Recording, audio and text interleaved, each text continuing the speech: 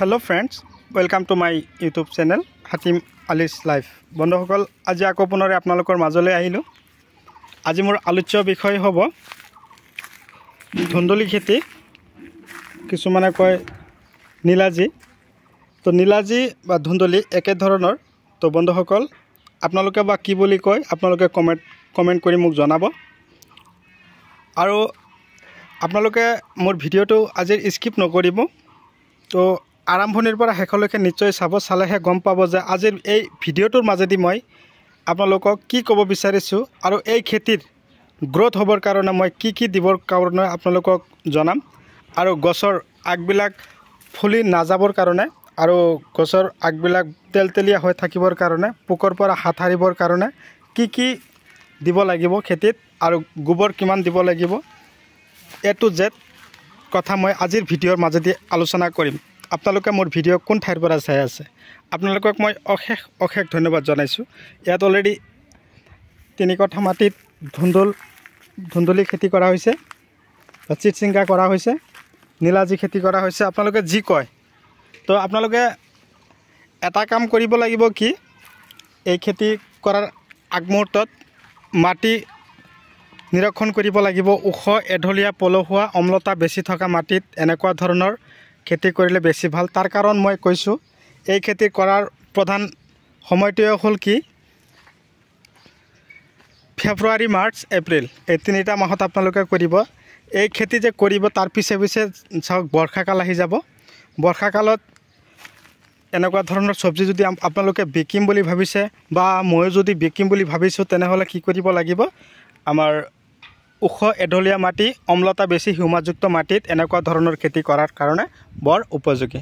তো মাটিত লগাবৰ কাৰণে গুটিবিলাক যেতিয়া লগাব তাৰ আগমুহূৰ্তত আপোনালোকে কি পন্থা অৱলম্বন কৰিব আৰু গুটিখিনি গজাৰ পিছত আপোনালোকে কি দিব, গছটোৰ বয়স 1 মাহ হ'লে কি কৰিব আৰু গছত কোন ধৰণৰ দানা খটাব কৈ আছোঁ, দেৰি নকৰোঁ।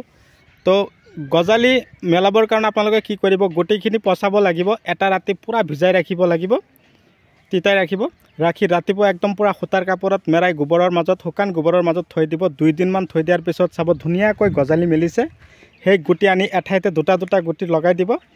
চাব যেতিয়া গজালি মেলিব 1 সপ্তাহমান লাগিব, তেতিয়া আপোনালোকে কি কৰিব, মাত্ৰ 1 টেৰা বা এটা স্প্ৰে কৰিলেই হ'ল, যাতে গছৰ আগবিলাক পোকে তাৰমানে ফুলাই দিব নোৱাৰে। তাৰমানে একেবাৰে সৰু গছত 1 বা 1 টেৰা এই 2টাৰ পৰা এটা নিৰীক্ষণ কৰি আপোনালোকে স্প্ৰে কৰিলে আপোনালোকৰ যথেষ্ট। খেতিৰ বয়স গৈ আছে, দিন পাৰ হৈ আছে। 1 মাহ বয়স যেতিয়া হ'ব, ধৰক এনেকুৱা ধৰণৰ যেতিয়া হ'ব, তেতিয়া আপোনালোকে কি কৰিব, আপোনালোকে এটা কাম কৰিবৰ কাৰণে প্ৰস্তুতি ল'ব আগতীয়াকৈ। প্ৰতি বিঘাত, ইয়াত 3 কঠা মাটিৰ কথা কৈছোঁ, তথাপি ইয়াত যথেষ্ট পৰিমাণে গোবৰ দিছে গছৰ চাৰিওফালে। এই নীলাজি ধুন্দুল খেতিটোৰ কাৰণে গোবৰ সাৰটো অকণমান বেছি লাগে, তাৰ কাৰণ ই ভুলতকৈ বেছি লাভজনক খেতি। তো ভুল খেতিতকৈ এই চিচিঙ্গা খেতি বা নীলাজি খেতিত প্ৰডাকশ্যন আটাইতকৈ বেছি হোৱাৰ কাৰণ এটাই, তাত গোবৰ সাৰ বেছি দিব লাগিব। আৰু লগোৱাৰ পদ্ধতি মই আপোনালোকক জনাই দিছোঁ। এটা গছৰ পৰা আৰু এটা গছৰ ডিষ্টেঞ্চ কেৰেলা গছৰ নিচিনাই 3 ফুট আৰু শাৰীৰ পৰা শাৰীৰ দূৰত্ব 6 ফুট ৰাখিখিনি আপোনালোকে লগাব লাগিব। তো লগোৱাৰ পিছতে যেতিয়া গছখিনি এনেকুৱা 1 বা 1.5 মাহ পাৰ হৈ যাব, তেতিয়া আপোনালোকে কি কৰিব লাগিব, যদি বৰষুণ হৈছে ভাল কথা, যদি হোৱা নাই আপোনালোকে জলসিঞ্চনৰ ব্যৱস্থা কৰিব। মাজে মাজে আপোনালোকে জলসিঞ্চন কৰিব।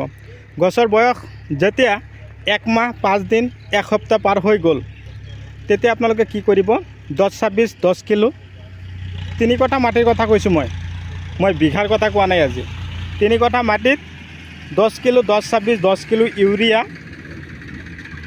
তাৰপিছত 4 পৰা 5 কিলো আপোনালোকে ৰটেক্স দানা, 98 হিমুক এচিড ফলিক এচিড প্লাছ থকা দানাটো আপোনালোকৰ খেতিত দিবৰ কাৰণে প্ৰস্তুতি ল'ব।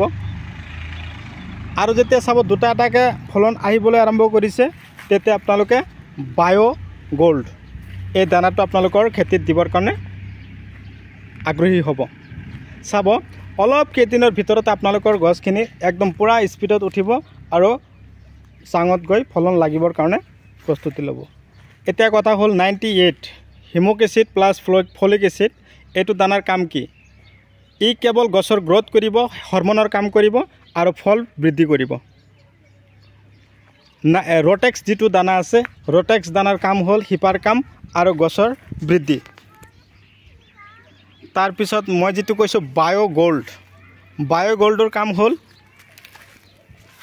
যে গছ কেতিয়াবা পাতবিলাক হেতাও পৰা হৈ যায়, পাতবিলাক লেহেমীয়া হৈ যায়, চিকচিকীয়া নহয়, তাৰ কাৰণে আপোনালোকে বায়' গল্ড দানাটো খেতিত খেচিব লাগিব সাৰৰ লগত। নিশ্চয় বুজাব পাৰিছোঁ। যেতিয়া চাব গছত দুটা এটাকৈ ফলন আহিবলৈ আৰম্ভ কৰিছে, তেতিয়া আপোনালোকে ভিটামিন স্প্ৰে কৰিব। ৰজোতা নামকেইটা আপোনালোকে লাগিলে আপোনালোকে আকৌ পুনৰাই বহীত টুকাই ৰাখিব। ৰজোতা এইটো হ'ল ভিটামিন। আপোনালোকে কি কৰিব, সপ্তাহ মূৰে ভিটামিন খেতিত স্প্ৰে কৰিব। স্প্ৰে কৰিলে কি হ'ব, গছৰ ফলনবিলাকৰ ধৰণ ভাল হ'ব, ফলবিলাক ডাঙৰ দীঘল হ'ব, ওজন বেছি হ'ব আৰু মাজে মাজে পাৰিলে আপোনালোকে জলসিঞ্চন কৰিব। মই যিবিলাক দানা আৰু সাৰৰ কথা কৈছোঁ এইবিলাক যেতিয়া দিব তাৰ আগতে আপোনালোকে জলসিঞ্চন কৰিব। খেতিত জলসিঞ্চন কৰিলে মাটিত ৰস বেছি থাকিলে দানা আৰু সাৰবিলাকে অতি সোনকালে কাম কৰে। আৰু গছৰ পাতবিলাক যেতিয়া লেহেমীয়া হেতাও পৰা হালধীয়া হৈ যাব তেতিয়া আপোনালোকে দাহাত, লগতে মই আৰু এটা ঔষধৰ নাম কৈ দিছোঁ দাহাত, ডেলিগেট আৰু এটা হ'ল অবেৰন। তিনিটা ঔষধ আপোনালোকে নিৰীক্ষণ কৰিব। তিনিটাৰ পৰা এটা সপ্তাহত যদি অবেৰন দিছে, তাৰ পিছৰ সপ্তাহত দাহাত দিব, তাৰ পিছৰ সপ্তাহত আপোনালোকে ডেলিগেট দিব। একে ধৰণৰ ঔষধ আপোনালোকে বাৰম্বাৰ খেতিত ইউজ নকৰিব, পোকে সুযোগ পাব। এটা চেঞ্জিং হৈ থাকিব, পোকেও আপোনালোকৰ খেতিত সিমান এটা আক্ৰমণ কৰিবৰ কাৰণে হেৰি নহ'ব। তো বন্ধুসকল, মোৰ ভিডিঅ' চাই কেনে পালে, কোন ঠাইৰ পৰা চাই আছে আপোনালোকে কমেণ্ট কৰক।